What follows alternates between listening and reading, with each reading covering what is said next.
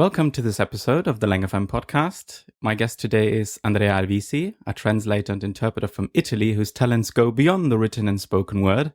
And that's because he's a self-professed foodie. We'll talk about that today as well. Hello, Andrea. Come stai? Hello, tutto bene, grazie. Very happy to be here. Thank you for inviting me. It's my pleasure. But I'm afraid that's all the Italian I can muster. It's I okay. just said. It's fine. Okay. So you're joining us from Leeds today, but you're actually from Italy. Where in Italy are you from, Andrea? Correct, yes. I am originally from the area around Bologna. I come from, to show you my real foodie roots, I come from the area where Parmesan cheese is from, balsamic vinegar, and Ferrari cars, which is clearly not something that you eat, but it's still produced and manufactured in the area that I come from. That's right. Is it Maranello? Yes, not far from there, yes. Okay, that's about what I remembered from the Formula One races when I used to watch them with my dad when I was a kid. Right, okay. I don't anymore. I'm not following it anymore. Yeah, and you also studied in Bologna? It's the University of Bologna. However, I actually went to Forlì, which is a separate branch, still belonging to the University of Bologna, but they have a separate school for translators and interpreters in Forlì.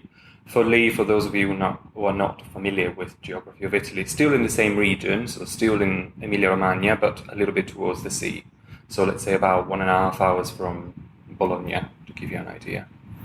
It definitely sounds like a very nice place to study. It's okay. I wouldn't necessarily define it as the place to be, simply because it tends to be a little bit dead. Okay. I was always amazed by how you would not find anyone around on a Saturday afternoon, even at 3 p.m., where, at least in Italy, you're supposed to be going around, showing everyone the new clothes that you bought, and yet... Exactly. Yes, and yet that wasn't the case in Forlì, so that always left me a little bit baffled. But fair enough. It's okay, I guess. It's a nice place, yes. Yeah, I see. And I saw on your website that you studied Russian, which I didn't know you have Russian, actually, because I studied Russian too. But I was a bit surprised I don't know why, actually, thinking about it, but that you studied Russian in Bologna, but you did. I did, yes. Long story short, when I started the university that I did in my undergraduate, I wanted originally to just study languages. I wasn't interested in pursuing a career in translation or interpreting.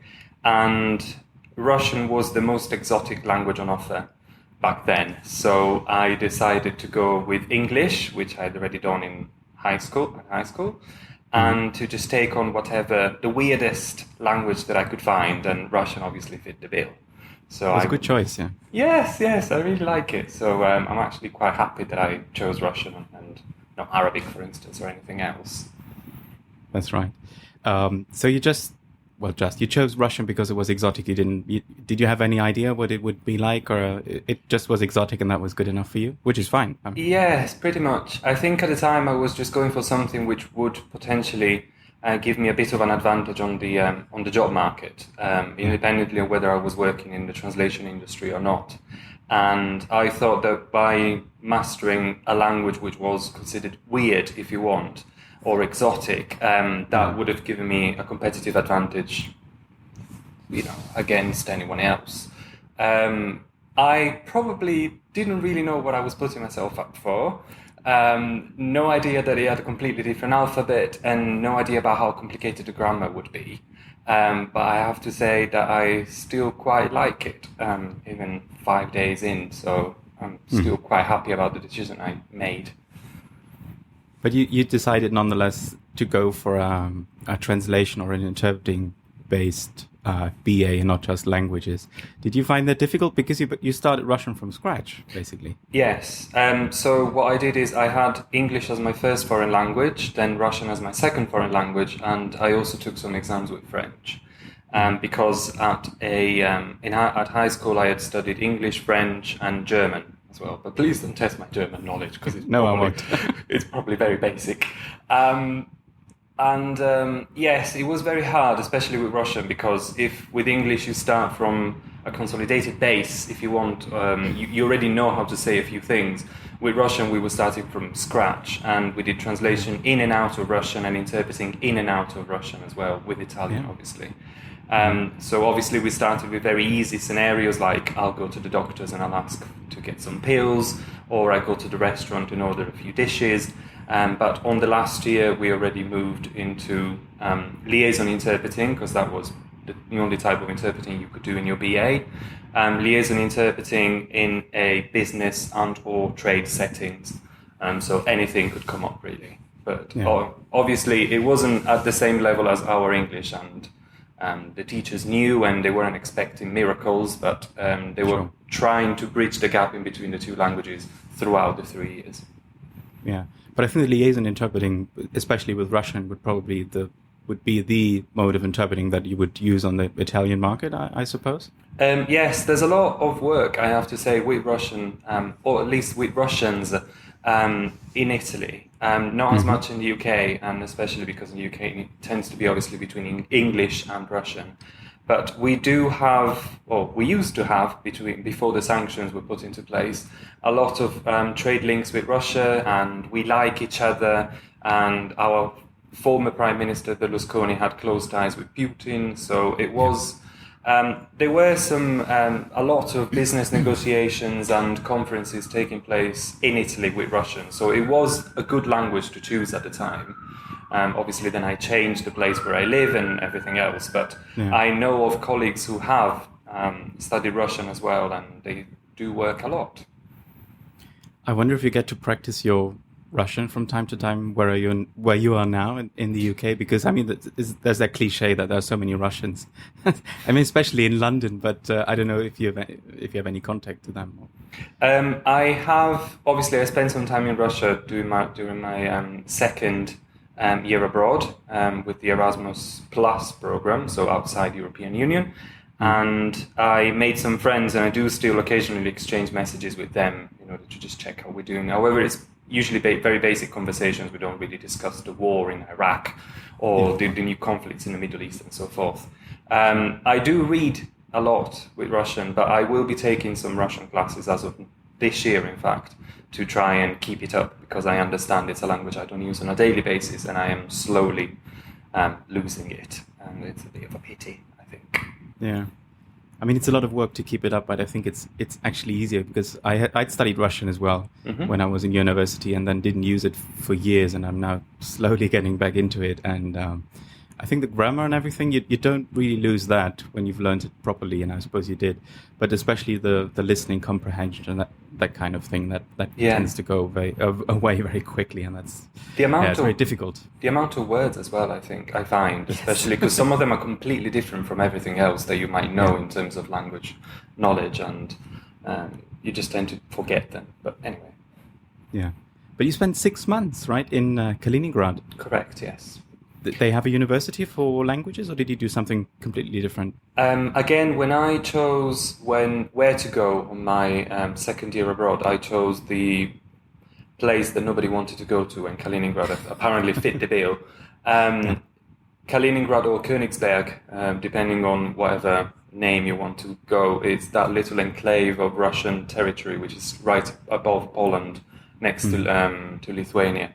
And they have a university with a really good course in translation and interpreting. They do both BA and MA. So I actually trained in consecutive and simultaneous between Russian and English while I was there, which is something that, obviously for me, it was something somehow new, because I went straight from my BA, my last year in my BA, where we were doing mostly liaison, a little bit of chuchotage, but that was only with English, to being put in a booth and doing consec with no prior training, because obviously I joined random classes depending on the availability of the teachers.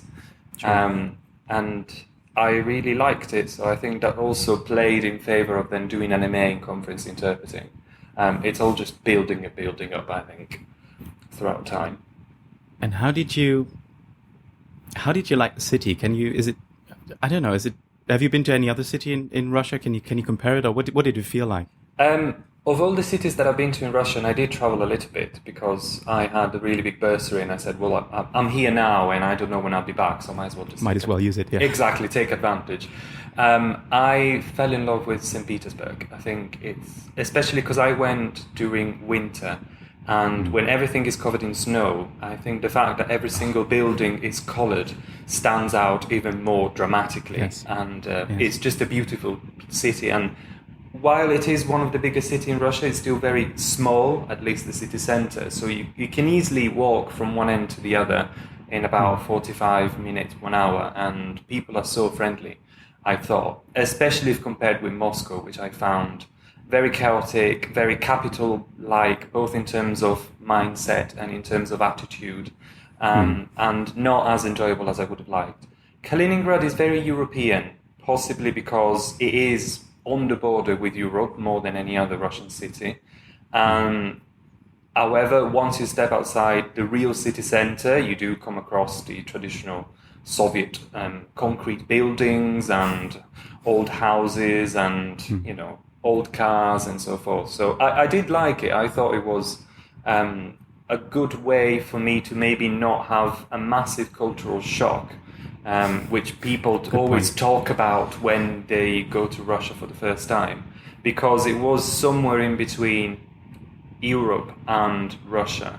But I did travel around Russia, so if you want, I did experience the cultural shock, and I survived. So You're here to tell I the am tale. here, yes.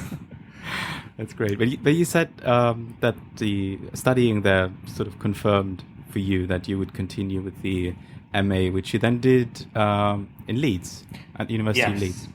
I wanted to go back to the UK because I had done my Erasmus in Warwick, which is around Coventry, and I had fallen in love with the UK.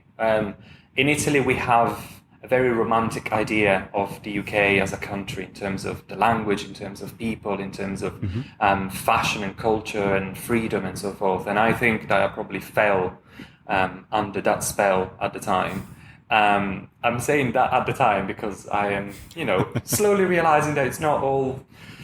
I'm taking off my rose-tinted spectacles, if you want, and seeing things as they truly are. But that's what. Sure, once you live there, you have Exactly different that. perspective. Yeah, that's what happens with time.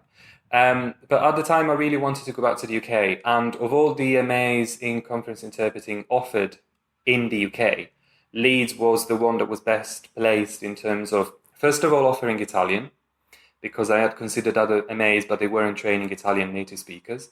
And secondly, because of the position. I didn't want to go to London because it would have been massively expensive. So I thought that if I moved somewhere in the north, that would have been slightly better in terms of expenses more than anything else. And Leeds has... Especially as a student. Yes. You don't have much money. I had to pay for it myself, so I worked throughout the summer and so forth. And also Leeds has an excellent reputation, still has anyway. So I decided to go for that one instead. And you liked it that much that you stayed on after your degree, because you're teaching? I am, yes. I am one of the teaching fellows in interpreting. I have been for the last 2 years. First year I was doing something else and teaching, and now I'm pretty much dedicating myself to teaching and freelancing. Yes, I think when I finished the master, I definitely didn't want to go back to Italy for many reasons. Unemployment, I had, kind of landed somewhere in the UK and I wanted to stay here.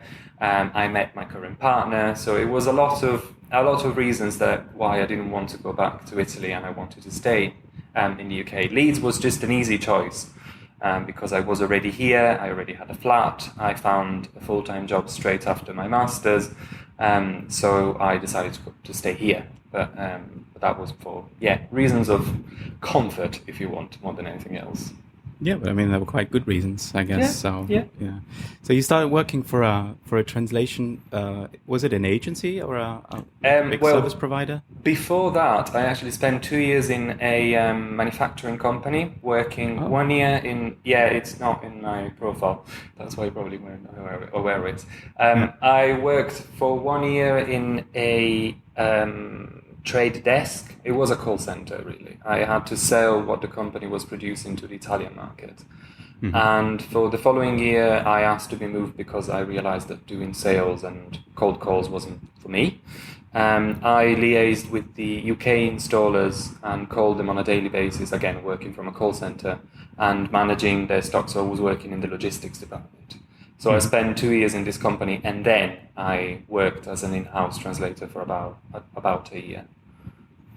And there you translated basically anything that would come your way, or did they have a specialization? They had different verticals, so they had marketing, technical, then they had a public sector, science, biology and so forth, and they had specific clients belonging to the various verticals. Obviously, I was the primary point of contact for anything that needed to be translated in or proofread into Italian. Italian, yeah. So I was always contacted first before any of the other freelancers, unless the client already had a preferred supplier, in which case they would go to the freelancer and maybe ask me to do the proofreading. They had specific clients, and I found myself not liking one client in particular because of the process that they had implemented in order to get the translations approved. And they were using a tailor-made CAT tool, which wasn't really a CAT tool, and then you needed to do 7,000 checks, and it would take me 3 times the amount of time it would take me normally, so I just asked to be exonerated from working for that client. But everything else, I would do it because, I was fully employed and I was expected to anyway. Yeah. And then you made the switch at some point to become a freelancer. Is that very complicated in the UK? Does it involve a lot of paperwork? Well, I was already freelance. I set myself as a freelancer as soon as I finished my MA. So I actually carried out... There was a moment in time when I was working as an in-house translator where I was actually juggling between 3 jobs. In-house translator, teaching, interpreting at university, and looking after my somehow maimed freelance career at the time. So it's not difficult. I think it's probably the UK is probably one of the easiest countries where you can actually set yourself up as a freelancer. All you need to do is register for tax purposes and do your tax returns once a year. But other than that, it's very easy. You don't need a VAT number unless you're earning over a certain threshold, which is not the case for me, and it's not the case for the majority of the freelancers anyway. And there's a very supportive network of translators and interpreters all over the country, belonging to various professional associations and groups. So finding advice is not as difficult as you might imagine. So yeah, it was actually quite easy, I have to say. I have a friend as well who works as a financial advisor, and he helped me with the accounting. He still does. Which saves useful. Yes, it saves me the money of actually. Yeah. I don't need an accountant. I've got a friend that can do it. Yeah. Exactly. So yeah, that was pretty much it, I think. But you seem to be pretty well set up in the UK in terms of professional associations. That's the impression I get, at least. So you're a member of the ITI. Correct. And then they have, I suppose, regional groups. Which in your case is Yorkshire, right? Yes. So, do you have like regular meetings, or do you have dinner together sometimes? They do. They organise both social events and CPD events. I tend to go mostly to the CPD events because I don't have time to go to all of the socials they organise. Especially this past year has been quite crazy for me, what with university and everything else. And I found myself they mostly organise them at weekends, and I found myself wanting to just sit in silence at the weekend to just relax after a busy week, listening to people constantly interpreting. So that might change now that I'm cutting down my hours at university and going back more on the freelance market. But I also want to be moving around the country. So I'm also a member still within the ITI of the Italian group, which is very active, but in the south of England. So they do a lot of events, they have a lot of dinners and so forth, but they do mostly around the London area. I'm also a member of the IAPT, so International Association of Professional Translators and Interpreters. That was a mouthful. And a member of AITI, the Italian Association of Translators and Interpreters. So I would like to potentially start going to the socials organised by events. Let's not call them socials, organised by all of them, which obviously might mean that I need to maybe not attend every single one organized by one specific one, but then, diversify. Yes, a little bit. Do you go to conferences often? Because most of the professional associations usually also organize like a yearly conference or every 2 years. Yeah, for lack of time more than anything else, the ITI conference, which happened quite recently, was the first one that I ever attended. I really enjoyed it, and I will probably attend more in the future. I know IAPTI has an upcoming one in Bordeaux, I believe, in France, but I won't be able to make it for work commitments. So I usually need to plan them very well in advance. But yes, I am planning to attend more in the future. I wanted to get into your specializations as well, because that sounded quite interesting. There were a few sort of standards, if you allow, like marketing, or user manuals. But how did you get into the online apps and games thing? I didn't recognize all of the apps, and I didn't recognize the games because I'm not much of a gamer, but it's very interesting. Well, partly it was during my time as an in-house, where they had a provider of games, well, a software developer, if you want, that constantly created new games, and all of these games needed to be translated.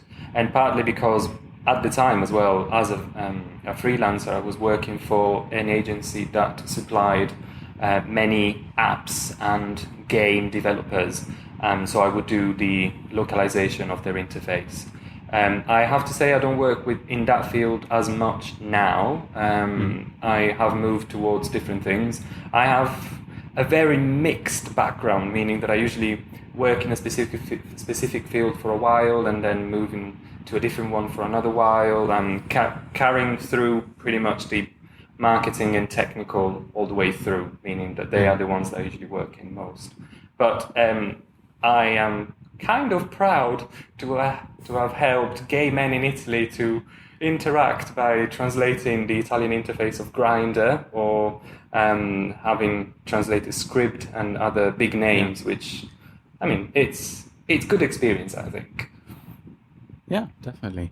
And you've done some subtitling as well. Was that into Italian? Did you subtitle into Italian? Yes. I currently work for another agency which provides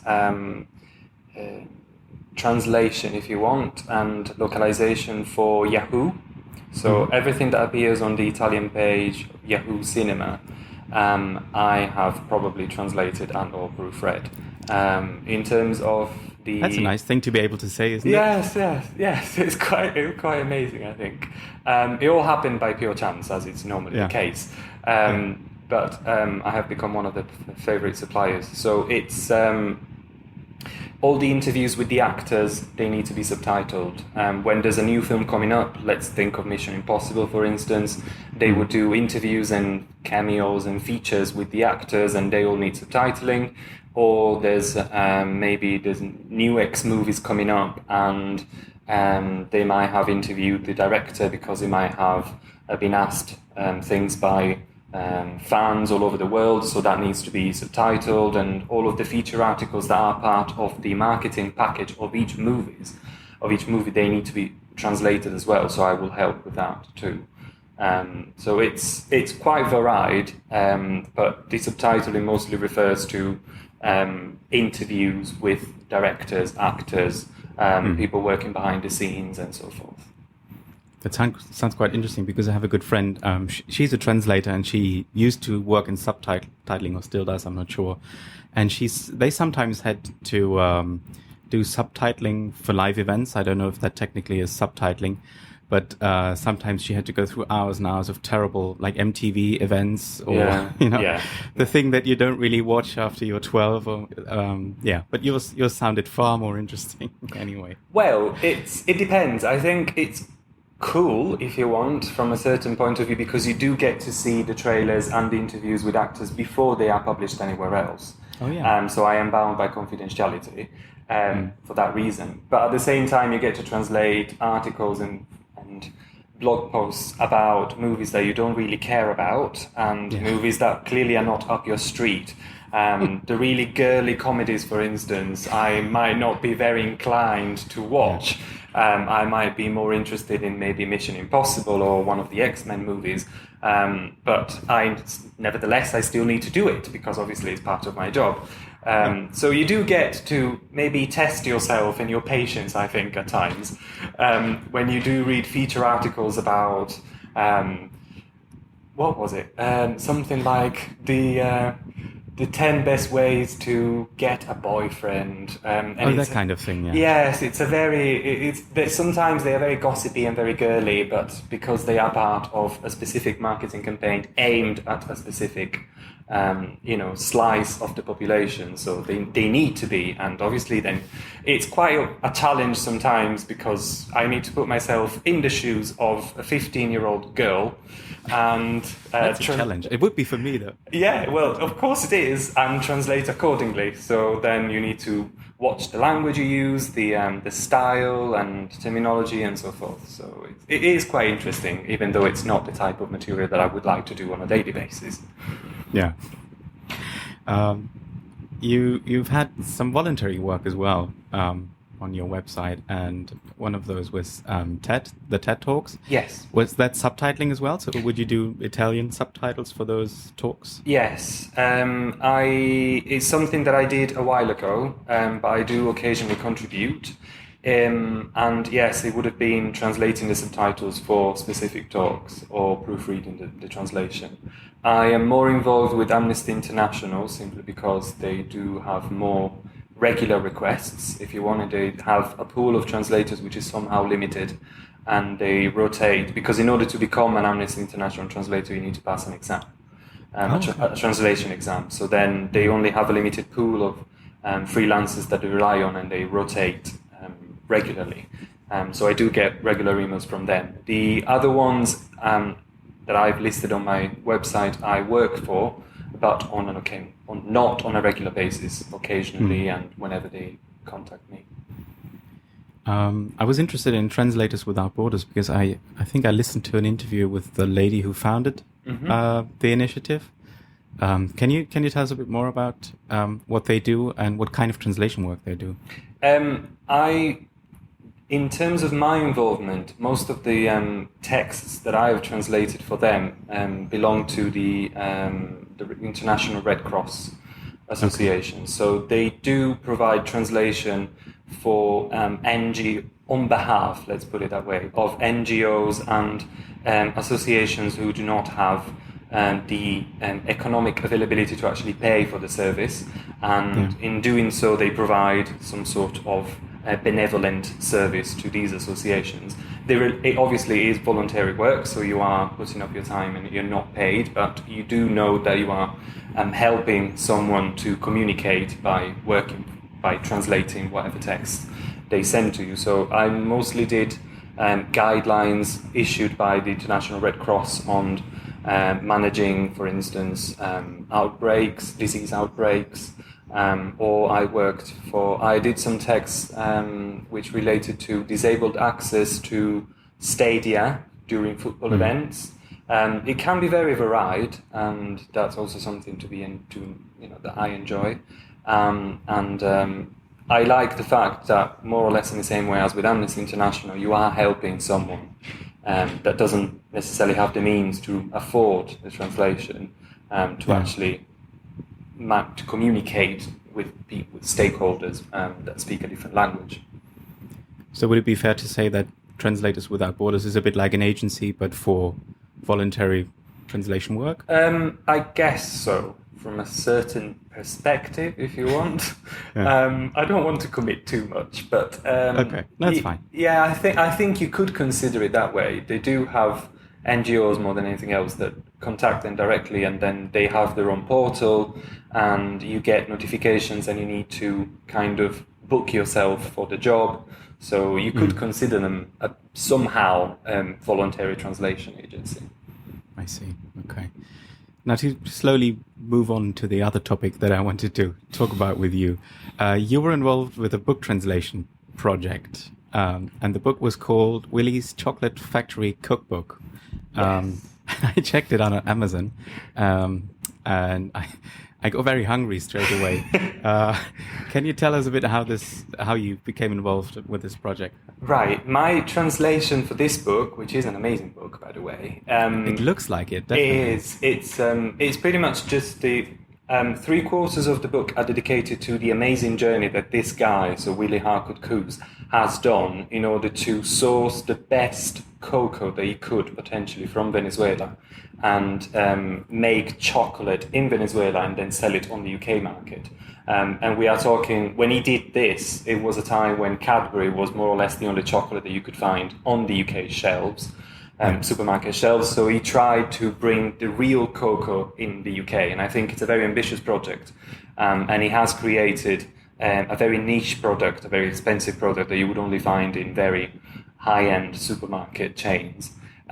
So what happened here is that as part of my MA in Conference Interpreting at the University of Leeds, I had to take an extended translation summer project. And I needed to choose a text to translate from Italian into English and one from English into Italian. So for the one from English into Italian, all I did, because I wanted something that related to food and chocolate, was walking into a bookshop and picking up the first book that I found that somehow intrigued me for whatever reason, checked that it hadn't been previously translated, and selected excerpts from it. So that's what I did.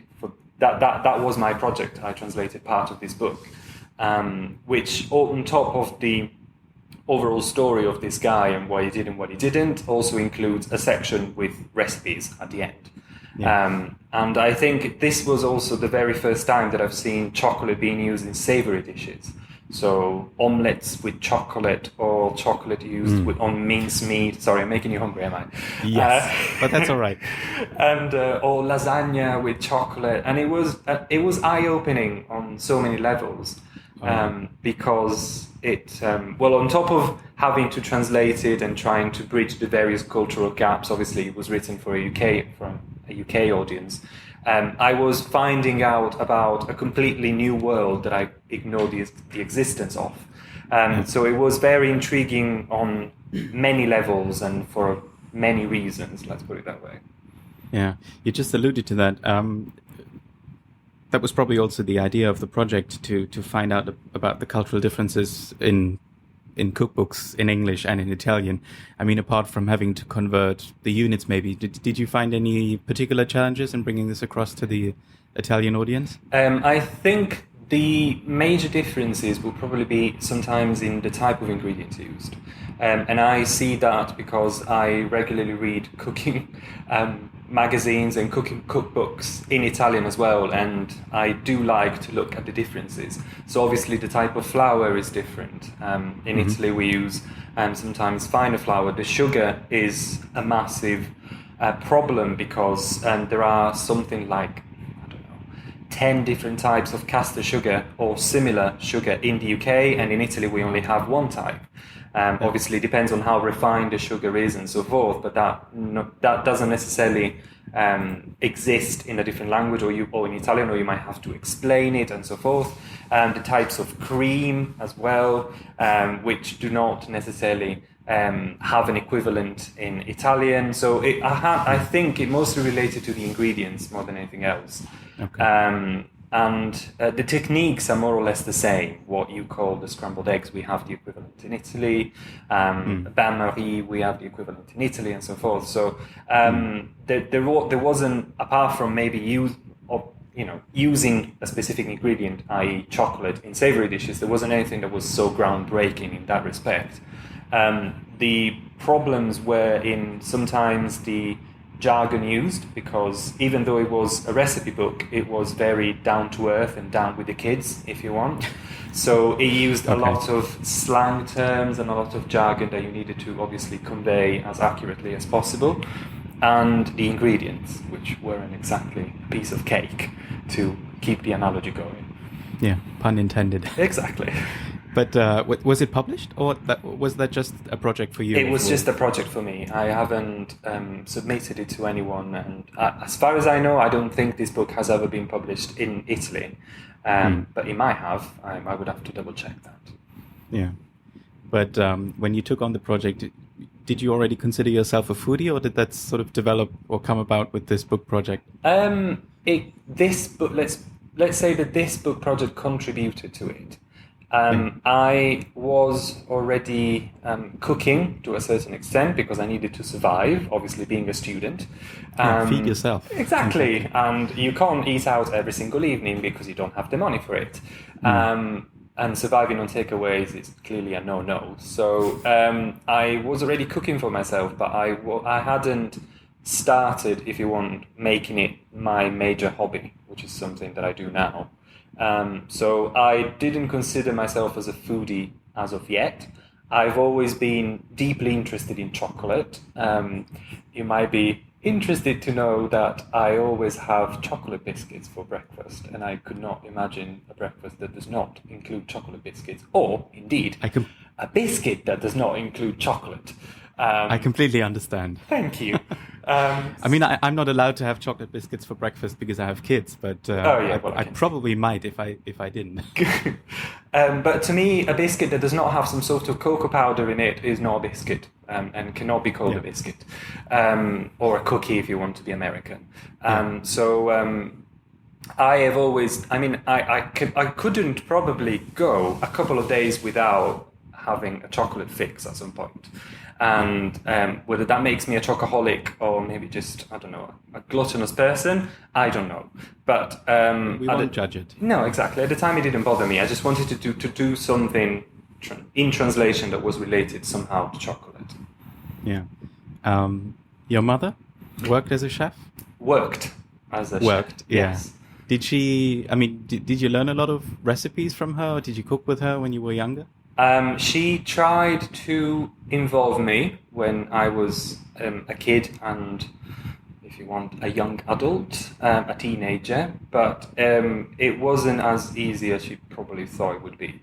My grandma cooks a lot. My mum was a cook, and then she actually passed an exam and she became a trained chef. She worked in restaurants and in kindergartens more than anything else. And she would always cook at home. We would very rarely go out and eat at a restaurant. It was always my mom that cooked. So I was always surrounded by food when I grew up. And I would always see my mom making tortellini, for instance, or making lasagna from scratch. But apart from occasionally contributing by maybe pouring some milk when she was in the dough when she was making pizza, I didn't really help her much.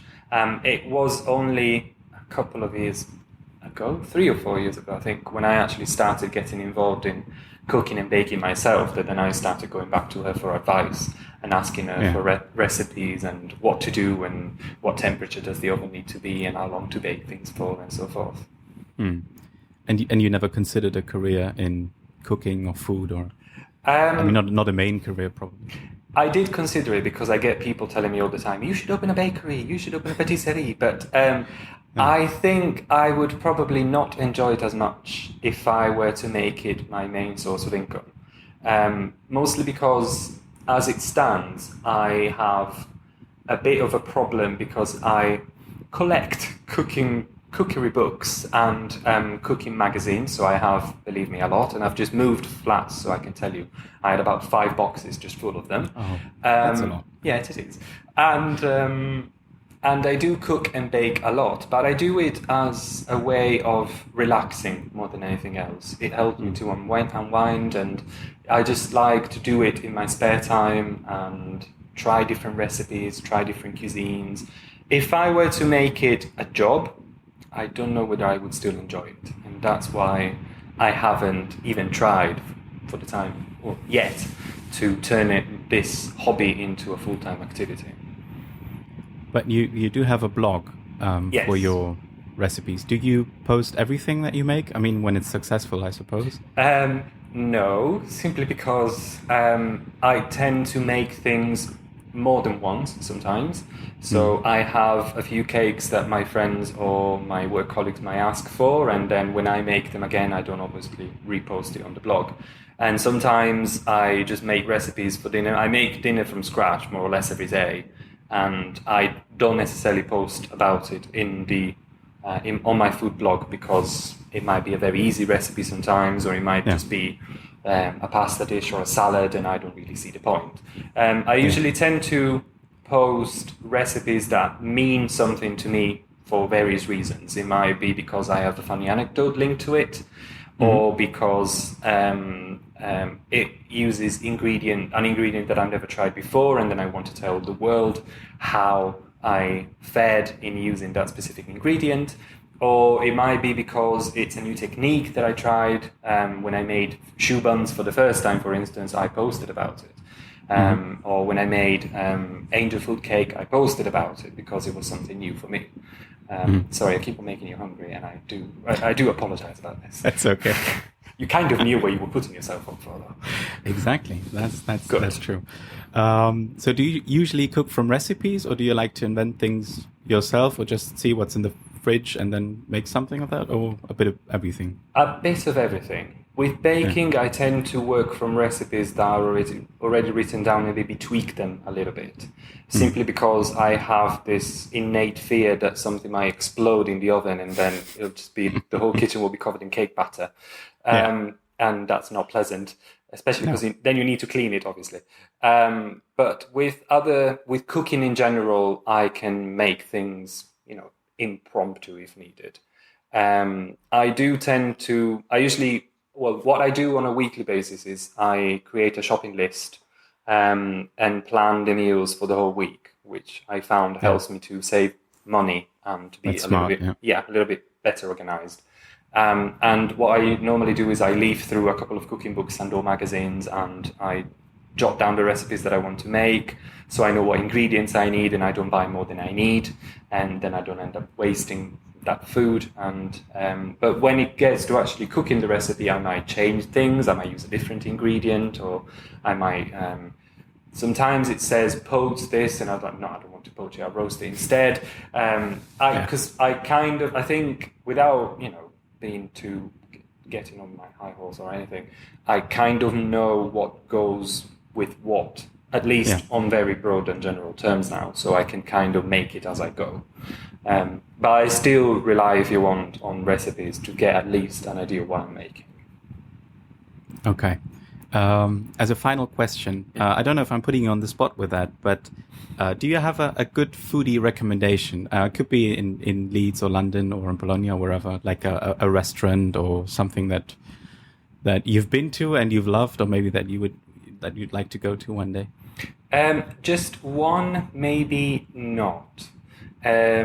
I like to try different places, and I usually rely on TripAdvisor partly and with a pinch of salt, because people tend to give 5-star reviews as if it were candies to kids, and on word of mouth as well. But just to give you an example, we found what we thought was the best Chinese restaurant in Leeds, and we always went there. And then when I told my Chinese students at university that we always went there, they were like, no, that's rubbish, you need to try this one instead. And I was gobsmacked, because I'd been going there for about 2 to 3 years, and I still think it's a really valid and good restaurant. And they just dismissed it by saying, no, you need to try this one instead. So I think it's very subjective as well, and that's probably the beauty of it.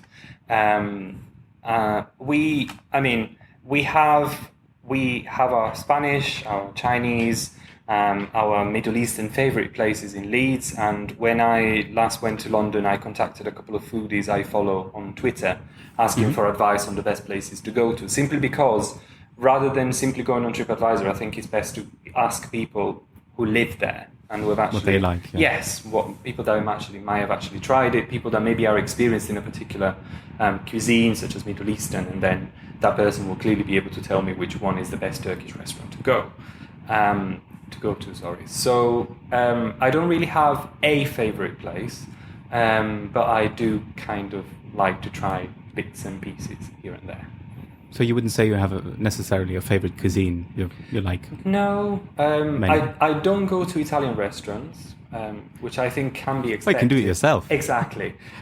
Because obviously I might not make everything that is part of the Italian repertoire, but I can make most of it. And I find it a bit of a waste of time and money when I go to a restaurant and then I start picking the food and tearing it apart and saying this pizza dough is not salty enough, or this pasta is not cooked enough, or this sauce is a little bit watery. So then for my peace of mind and the peace of mind of the people that I'm out with, I tend to not go out to Italian restaurants. But Spanish, French, yes, I'm all up for it.